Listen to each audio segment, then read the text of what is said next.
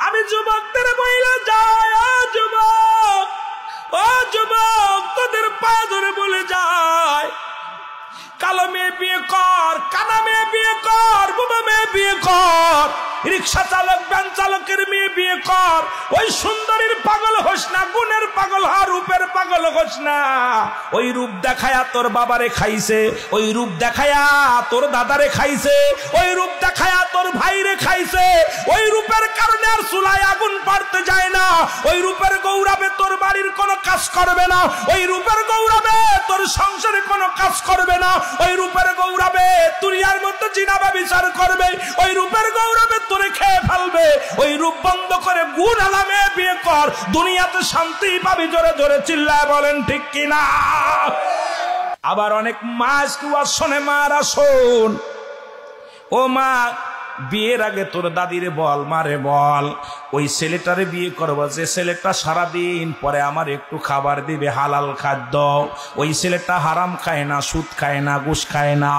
ওই বড় চাকরিওয়ালার দরকার নাই, বড় বাড়িওয়ালার দরকার নাই, বড় গাড়িওয়ালার দরকার নাই, ওই মৌলবী মুন্সির দরকার নাই। এমন একটা স্বামী আমাকে দিবা যে স্বামীটা 5 ওয়াক্ত নামাজ পড়ে গো মা, যে স্বামীটা হালাল খাদ্য খায়, যে স্বামীটা মদ খায় না, গাঁজা খায় না, জুয়া খেলে না, যে স্বামীটা তার মা বাবার প্রতি পাগল, যে স্বামীটা দুনিয়ার ইসলামের বিধান মানে, যে স্বামীটার দাড়ির মধ্যে কোনোদিন খুর দেয় নাই। ওই ছেলেটা, যে ছেলেটা দাড়ির মধ্যে জীবনে খুর দেয় নাই, যে ছেলেটা আজান পড়লে জীবনেও ঘরে বসে থাকে না, আজান দিলে সঙ্গে সঙ্গে ছুটে মসজিদে যায়। মা গো এমন একটা ছেলে আমারে দাও, এমন একটা ছেলের সঙ্গে বিবাহ দিয়া দাও।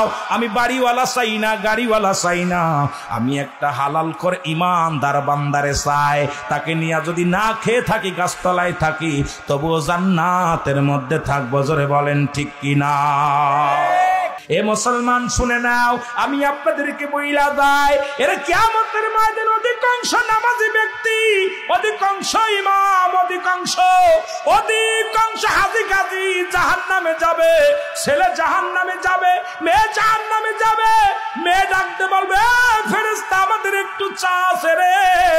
দুনিয়ার জিন্দেগি আমি ঘুমায়া থাকতাম, বাবা নামাজে যাইতো, আমি বেপরদায় চলতাম, আমার বাবা কোনোদিন আমারে তাগিদ দেয় নাই। আমি জর্জেট কাপড় পরিয়া রাস্তা দিয়ে বিকেল বেলা হলে ঢেউ খাইতাম, আব্বা কোনোদিন রাগ করে নাই, মা কোনোদিন রাগ করে নাই। আমি বেনামাজি হইয়া ঘুরাঘুরি করতাম, আমার বাবা মা কোনোদিন আমারে তাগিদ দেন নাই, রাগ করে নাই।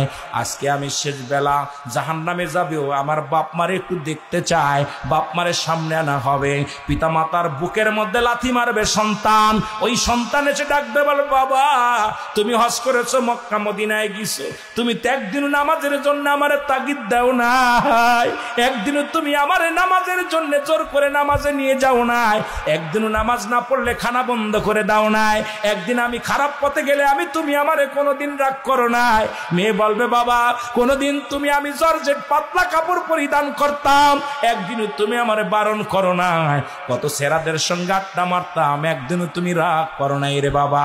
আজকে আমি জাহান্নামে যাব, তুমি জান্নাতে যাবি, এটা হবে না।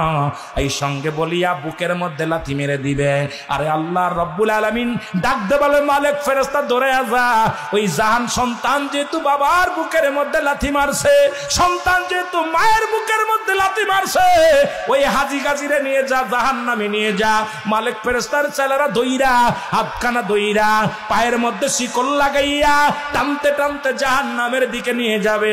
আমি আপনাদেরকে বইলা যাই, এই সন্তানাদি পরিবার পরিজন ডাকছে আল্লাহ আমানত, আমানতের খেয়ানত করার অধিকার আপনার নাই। ওই সন্তান বেনামাজি ত্যায্য করে দেন, ওই সন্তান বেপরদায় চলে ত্যায্য করে দেন, ওই সন্তান হারাম খায় ত্যায্য করে দেন, যে সন্তান সুদ খায় তারে ত্যায্য করে দেন, যে মেয়ে বেপরদায় চলে তারে ত্যায্য করে দেন, যে মেয়েটা আপনার কথা শোনে না তাকে ত্যায্য করে দেন। আজকে ওই ছেলে মেয়ের কারণে জাহান্নাম, এই দুনিয়ায় বেশি দিন থাকবো না। আল্লাহ কয় বান্দারে শুইনা লাও, কুল্লু মান আলাইহা ফান, এই পৃথিবী সব কিছু চূর্ণ বিচ্ছিন্ন করে দিবে আমার আল্লাহ।